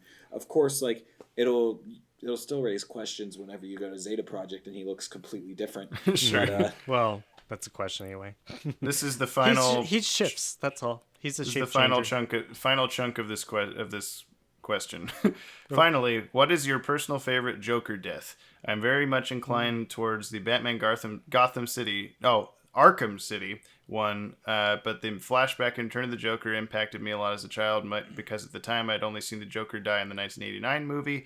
But that movie, you've only known the guy for 2 hours. The Joker who dies in Return of the Joker is the one you've known all your life. What do you think? And then he ends with, I love your channel, guys. You really don't have to read all of this if you don't want to, because I understand it's very long. Thank you so much, blah, blah, blah. So, yeah. Favorite Joker deaths, Return of the Joker, for sure. I think there are... Did it happen constantly, or is it still happening? Yeah. You'll have to tell me when the podcast is over what it sounds like, so I can... or you can just recreate it. It sounds like this. Like... Is it like... That's like a demonic, like... Okay, so I'm going to combine all those sounds into one layer, and then I'll put that every time it happens. Anyway, so there's two different Joker deaths, depending on which Batman Beyond movie you watch version. I like the shooting one for the emotional impact, but I like the electrocuting one for the cinematicness. Like you just hear him screaming echoed throughout the entire like canyon, and Batgirl's just, oh shit, and runs back to the thing, and that's like new animation for that and stuff that wasn't the same company, so it looks a little bit more fluid and stuff. I don't know. It's they're both good. I definitely prefer that over 89 death. That's not really it. I like when Ace kills the Cadmus clone. Ooh. Yeah, that was the best death, best Joker death for sure. I like the one in A Kingdom Come, to bring it back to that. Joker goes to the Daily Planet basically with a suicide bomb and just blows it all up. It includes Jimmy and Lois and all these people that we love at the Daily Planet, and that informs Superman's character for that future. Now that you bring is that that up, Injustice? Is that what you were just saying? That was no, Kingdom he said Come. In Kingdom Come. Oh, okay. But yeah, now that he brings that up, like I was gonna say Return of the Joker, and I think that might be it. But just that Injustice. Yeah, that's a good one too. I'm not very attached to the Injustice universe, but I read that one issue. Yeah. Jesus Christ. Yeah, well, at the start of the first game, it happens, but you don't see him actually die. You just see Superman like punch, and then it cuts to black. But then, the comic is just full on, like, here's what it looks like. Oh my god, hands going right through the Joker's chest. Yep. God, that is it's a intense. emotional impact. I'm trying to think. I felt like there was another one that I really liked, but I don't remember. He dies a lot. I don't. We gotta wrap this up anyway. Yeah, we'll skip comic relief, I guess. I'll have a really quick one. I can do it in 20 seconds. Okay. I read the Year of the Villain special issue that came out with Free Comic Book Day. You already talked about this. I did last time? I thought it'd been 3 weeks ago. Wait. No, you talked about this because remember I asked you about like when it happens in comparison to Oh my god, did we talk about this in the last episode? 4. I think so. It goes by too fast. 2, 1, and that's that's it. your time. All right, I had a repeat. I had a repeat recommendation from last You did episode. it in 20 seconds. So it's what about Hellboy? James and I both saw Hellboy. Oh, right, yeah. Hellboy was really good. Yeah. Guillermo del Toro is a has- great director. I love Ron Perlman. Yeah, Ron Perlman is perfect for the role, and he really sells me that he's from hell. You know, I hope and they he's never boy. make a reboot. It would probably be awful. Yeah, that would be bad. I don't like that idea. All right, good. So, good anyway. What recommendation. even is a Hellboy in 2019? I've seen Heckboy. What even Heckboy. is a Hellboy? They played Heckboy at a theater in Tennessee. Did they? Did you hear about that? They had to No, I have rearrange no the idea what marquee that is. letters to be Heckboy. Oh, you're right. Yeah. That was this year's movie. All right. Well, yeah, we should end the episode because we need to stop talking, and Ted needs to catch a flight at 5 a.m. And I need to make That's dinner true, for but my I'm going to stay girlfriend. up all night first, so it's fine. Oh, okay. That sounds perfect. My buddy just knocked on the door. He was like, "Hey, it's time for pizza," and I brought the Nintendo Switch. So I'm like, okay. All right, that's cool. Yeah. Oh, okay. No sleep for me. All right. Hand over the pizza now. I want it. Yeah, I want pizza. Yeah. Everyone else listening to this wants pizza unless We they're got eating the pizza. za. Let's get some Zaws, bro. Some za. All right. So thank you, everyone, for listening. The podcast is out every other Monday in another 2 weeks from now, and et cetera, et cetera. And that's on iTunes and YouTube, and WatchtowerDatabase.com are the places. So share this with your friends and give us a nice 5-star rating on iTunes. We got a big surprise coming for Or episode don't number 50. do it. Live your own Number- life. Don't live the life James tells you to live. Episode 50 is about 3 months from now. Big Yeah. things. Big anniversary things. And you won't understand what it is unless you listen to every episode. That's ever. right. I hope that episode 50 is just Ted's microphone popping while James's microphone does the. We might just use episode 50 to officially induct you, Well, Maddie, as a 12th You're level just about to intellect. spoil Right it. now, you're Now not. no You're one's not. gonna You're just our listen. guest. You're just our guest. Yeah. Maybe He though. wasn't Maybe feet last time. I should have maybe feated episode him. 50. We could Thank do a you. vote like Jason Todd, like whether our audience wants to kill Maddie off or. Yeah, that'd be good. Thank you to Adam Mullen for writing the music for the front of this and most other shows. That's musica-atomica.com if you'd like him to write some music for you. We're on social media at DCAU Watchtower. You can email us info@watchtowerdatabase.com. We got videos out on the channel. That's youtube.com/watchtowerdatabase. It's Sunday, Wednesday, Monday, Thursday, etc. Repeating forever until we change it again. So subscribe so you don't miss them. We have a Discord server, which is linked below or on the community tab of the Watchtower Database channel, or actually it's on the About tab now. We're also at patreon.com/DCAU Watchtower if you would like to throw us your coffee money, like many people have done. And we were just looking, Maddie was showing me a screenshot from the first video where we listed our patrons, and it was about 6 people, and they were all people that I see or talk to almost every day because they're mostly my high school friends. And then now it's like a bunch of people I don't know, which is great. I really like seeing that. But we really like know having to them list all the because they're in our Discord server. names. Yeah. They're new friends. Hey, Yes. I'm gonna end the podcast on a Wait, I promo. got 2 more things. 2 more Okay. things. One is to go to teespring.com/stores/DCAU Watchtower to buy our merch, like our sick tees and some. I think that's all that's there. Phone cases. And then also Loot Crate affiliate code in the description. If you want to buy a Loot Crate through us, we get a little bit of money. It's the same price that you would normally pay, but you just click the link in the description and go buy a Loot Crate like you were gonna. Okay, Maddie, go. I just opened up the Discord and our boy Slime Mike has made a video on finding video game glitches.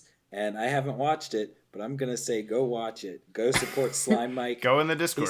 He seems like a fun dude. It sounds like it. I'm going to bring it all back around. Say, everybody, keep up the good work. You will be rewarded. You will drink beer that says reward on it. Unless you're under 21, then don't do that. You could get rewarded a different way. I don't know. Oh, also shout out to Dintoon's comic for that really awesome creeper. Oh, yeah, the creeper drawing. That was pretty good. The creeper, parentheses. Maddie Washburn, close parentheses, yeah. I love it. All right, that's it. Goodbye, everybody. Thanks. Goodbye. Kiss your dad for me, like Maddie says. Do you believe in life after death? No, I do not. I can feel something inside me say. No offense, but I really don't think you could follow the reasoning of a 12th level intellect such as my own. Guess not. The 12th Level Intellects podcast is hosted by the Watchtower Database. Visit watchtowerdatabase.com for more podcast episodes, videos, comics, artwork, and pretty much anything DC animated universe you can think of.